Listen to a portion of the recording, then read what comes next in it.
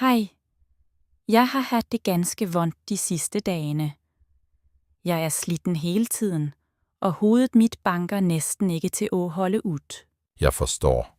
Hvor længe har du haft disse symptomerne, og har du lagt mærke til noget andet? Feber, sår hals eller lignende? Det begyndte for cirka 4 dage siden.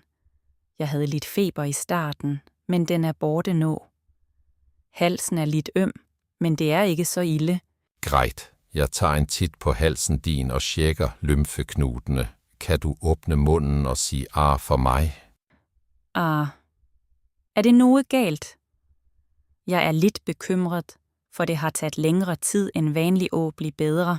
Halsen er lidt rød, men jeg ser ingen tegn til bakterieinfektion. Dette ser ud som en vanlig viral infektion. Kroppen din trænger hvile og mygevæske. Trænger jeg antibiotika?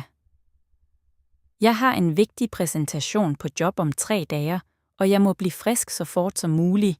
Antibiotika hjælper ikke mod virus, desværre.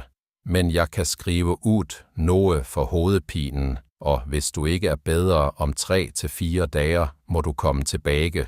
Tag det med ro. Det er det vigtigste nu.